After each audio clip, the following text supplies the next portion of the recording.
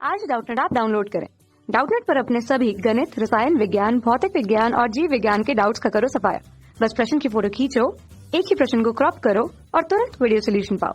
अभी डाउनलोड करें। Hello students, प्रश्न है अभिकथन और तर्क का। तो चलिए देख लेते हैं अभिकथन को। इसमें दिया हुआ है, जब तक माता बच्चे को पूर्ण रूप से दूध पिलाती है गर्भ धारण की संभावना नहीं के बराबर होती है। तो स्टूडेंट्स इसे समझ लेते हैं। यह गर्भ निरोधन की एक प्राकृतिक विधि है। इसे कहा जाता है स्तनपान अनार्तव। तो यहाँ हम लिख लेते हैं। तो स्तनपान अनार्तव या लैक्टेशनल एमेनोरिया में क्या होता है स्टूडेंट्स कि प्रसव के बाद, तो सबसे पहले हम यहाँ लिख लेते हैं प्रसव के बाद जब माता या मादा जो है स्टूडेंट, प्रसव के बाद माता यदि सक्रिय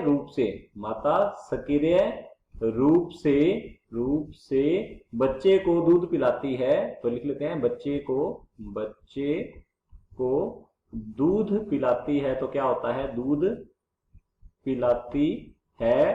तो स्टूडेंट्स क्या होता है कि जो आर्तव चक्र है वो लगभग 6 महीने तक, प्रसव के बाद 6 महीने तक क्या होता है, जब तक माँ जो है बच्चे को सक्रिय रूप से दूध पिला रही है, तो 6 महीने तक जो आर्तव चक्र है वह शुरू नहीं होता है। तो हम यहाँ लिख लेते हैं आर्तव चक्र जो है ये नहीं आता है, अर्थात स्टूडेंट्स अंड जनन नहीं होता, अंडोत्सर्जन भी नहीं होगा। तो हम यहाँ लिख लेते हैं अंडोत्सर्जन जो है, अंडोत्सर्जन भी नहीं होगा, अंडाणु का निर्माण नहीं होता, तो गर्भ धारण की संभावना भी यहाँ पर नहीं होती है। तो हम लिख लेते हैं गर्भ धारण की संभावना भी यहाँ पर नहीं है। तो इस प्रकार से स्टूडेंट्स यह क्या हुई? यह गर्भ निरोधन की एक प्राकृतिक विधि हुई। तो देख लेते हैं, यहाँ पर लिखा हुआ है अभिकथन में, जब तक माता बच्चे को पूर्ण रूप से दूध पिलाती है, अर्थात सक्रिय रूप से दूध पिलाती है, गर्भ धारण की संभावना नहीं के बराबर होती है। बिल्कुल सत्य है स्टूडेंट्स। और इस प्राकृतिक विधि को कहा जाता है स्तनपान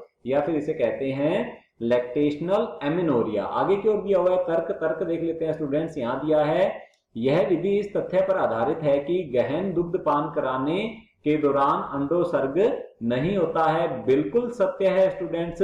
गहन दुग्धपान या सक्रिय रूप से दूध पिलाया जाता है जब बच्चे को, तो क्या होता है कि उसके अंदर माता के अंदर क्या होगा? आर्तव चक्र शुरू नहीं होता है, अर्थात अंडोत्सर्जन भी नहीं होगा, अंडजन नहीं होता है, अंडोत्सर्जन भी नहीं होगा और गर्भ धारण भी नहीं होता है।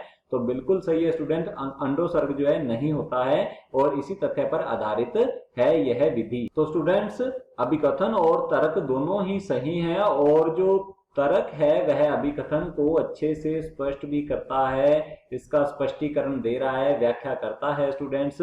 क्योंकि ऊपर की ओर दिया हुआ है विधि और नीचे की ओर विधि का कारण दिया हुआ है स्टूडेंट्स। तो हमारे दोनों ही जो है अभिकथन और तर्क सत्य हैं, और जो तर्क है वह अभिकथन की अच्छे से व्याख्या करता है। तो चलिए देख लेते हैं ऑप्शंस की ओर। ऑप्शन ए दिया हुआ है, अभिकथन और तर्क दोनों सही हैं, बिल्कुल सही है स्टूडेंट्स। और तथा तर्क अभिकथन की सही व्याख्या करता है, तो हमारा ऑप्शन ए जो है बिल्कुल सही होगा। ऑप्शन हमारे पास बी दिया हुआ है, यहाँ लिखा हुआ है अभिकथन और तर्क दोनों सही हैं, लेकिन तर्क अभिकथन की सही व्याख्या नहीं करता है। तो स्टूडेंट्स ये गलत हो जाएगा, क्योंकि तर्क जो है अभिकथन की सही व्याख्या करता है। तो ये हमारा ऑप्शन गलत होगा।